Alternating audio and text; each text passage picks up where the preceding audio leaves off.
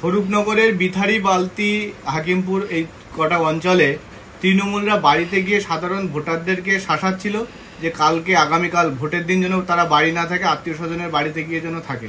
এবং যারা ওখানে আমাদের পোলিং এজেন্ট হওয়ার কথা ছিল তাদের বাড়িতে গিয়েও চড়াও হচ্ছিল যে আগামীকাল যাতে নির্বাচনের দিন তারা পোলিং এজেন্ট না হয়। তো এই খবর শুনে আমাদের মাননীয় সাংসদ শান্তনু ঠাকুর ঘটনাস্থলে আসে সাধারণ যারা কর্মী তাদেরকে সাহস দিতে। তো সেই সময় তৃণমূলের যে সমস্ত দুষ্কৃতী ওখানে তাণ্ডব চালাচ্ছিল তখন তারা শান্তনু ঠাকুরের উপর আক্রমণ করে।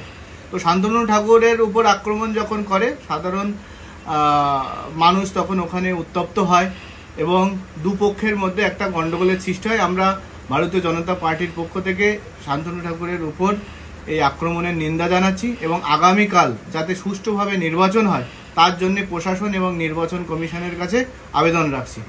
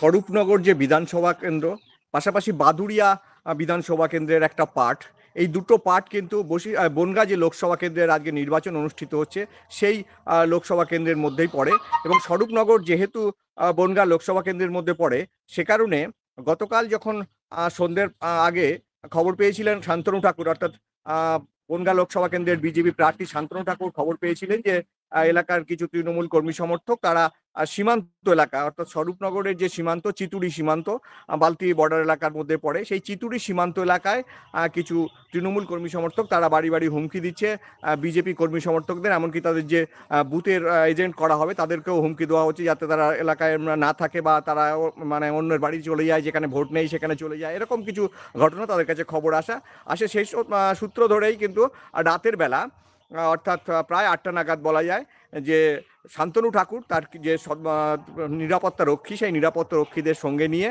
তিনি পৌঁছে যান স্বরূপনগরের চিতুড়ি এলাকায়। এবং এই চিতুড়ি এলাকায় সীমান্ত দিয়ে যখন যাচ্ছিলেন সেই সময় রাতের অন্ধকারে গাড়ির পাশ থেকে কিছু মানুষ তারা গো ব্যাক স্লোগান দিতে থাকে এবং স্বাভাবিকভাবে এটা তৃণমূলের কর্মী সমর্থক তাদের দাবি যে কেন যেখানে নির্বাচনের দিনক্ষণ ঠিক হয়ে যেখানে রাত পোহালেই আর কি ভোট বা নির্বাচন অনুষ্ঠিত হবে, সেখানে তার আগের দিন রাতে কেন বিজেপির প্রার্থী তিনি এলাকায় এলেন। এই নিয়েই কিন্তু তার দুই পক্ষের থেকে বচসা শুরু হয় এবং এই গো ব্যাক স্লোগান দেওয়ার পর শান্তনু ঠাকুর তিনি রাস্তায় নেমে পড়ে বলতে থাকেন যে কোথায় যাবো চল, এরকমও তার মুখে শোনা যায়। এবং তারপরে তিনি যত এগোতে থাকেন তার নিরাপত্তা রক্ষীরা সেখানে বাধা দেয়। বেশ কিছু এলাকার মানুষ তারাও অশ্রাব্য গালিগালাজ শুরু করে এবং এই বেশ কিছুক্ষণ ধরে এই ঘটনা চলতে থাকে। এলাকায় কিন্তু চাঞ্চল্য তৈরি হয়, কারণ যেহেতু সীমান্ত এলাকায় নিরাপত্তার দায়িত্বে থাকে বিএসএফ আধিকারিকরা। সুতরাং সেখানে বেশ কিছুক্ষণ ধরে উত্তেজনা চলার পর পুলিশ এবং বিএসএফ এর মধ্যস্থতায় কিছুটা হলেও শান্ত হয়। পরে তিনি আর ওই স্থল থেকেই ফিরতে বাধ্য হন। বলা যায় যে শান্তনু ঠাকুর তিনি আর এগিয়ে যাননি। তবে এলাকার এই যে আগের দিন রাতে এই ধরনের যে প্রার্থী হঠাৎ করে সীমান্ত এলাকায় পৌঁছে যাওয়া, এটা কিন্তু তৃণমূলের তরফ থেকে ভালোভাবে নেয়নি। তৃণমূলের মানুষজন বা তৃণমূলের নেতাদের দাবি যে কেন একজন বিজেপি প্রার্থী একদিন আগে যেখানে তার যে নির্বাচনী প্রচার সেটা শেষ হয়ে গিয়েছে, তারপরে তিনি কেন একদিন পর রাতের অন্ধকারে কেন স্বরূপনগরে আসবেন এবং সেখানে উত্তেজনা তৈরি করবেন। এটা কি কোনো বিজেপির মানে ভোট কৌশলের মধ্যে পড়ে? এই বিষয়টি নিয়ে কিন্তু বিভিন্ন রকমভাবে প্রশ্ন উঠছে বিভিন্ন মহলে। বিজেপি নেতা, স্বরূপনগরের যে বিজেপি নেতা, তাদের দাবি যে শান্তনু ঠাকুর খবর পেয়েছিলেন যে কিছু মানুষকে এলাকার কিছু তৃণমূল কর্মী সমর্থক যারা বিজেপির কর্মী সমর্থক তাদের বাড়িতে গিয়ে হুমকি দিচ্ছে এবং তারা যাতে এলাকায় না থাকে, অর্থাৎ ভোটের দিন সকালে যেন এলাকায় না থাকে, তারা যেন অন্যত্র চলে যায়। এমনকি যারা পোলিং এজেন্ট বসার কথা ছিল তাদেরও বাড়িতে হুমকি দিচ্ছে, যারা পোলিং এজেন্ট না হয়। এই বিষয়গুলোই কিন্তু তাদের কানে এসেছিল বিজেপির, এবং সে কারণেই কিন্তু শান্তনু ঠাকুর তিনি বিজেপি প্রার্থী, তিনি বনগাঁ লোকসভা কেন্দ্রের বিজেপি প্রার্থী, তিনি পৌঁছে গিয়েছিলেন তার ভোট কেন্দ্রের মধ্যে। তার যে লোকসভা কেন্দ্র, সেই লোকসভা কেন্দ্রের মধ্যেই কিন্তু চিতুড়ি পড়ে, অর্থাৎ স্বরূপনগর বিধানসভার মধ্যে চিতুড়ি সীমান্ত। এই সীমান্ত এলাকায় তিনি পৌঁছে গিয়েছিলেন এবং সেখানে ভোটারদের আশ্বস্ত করার জন্যই কিন্তু তিনি গিয়েছিলেন বলে বিজেপি সূত্রে জানা গিয়েছে।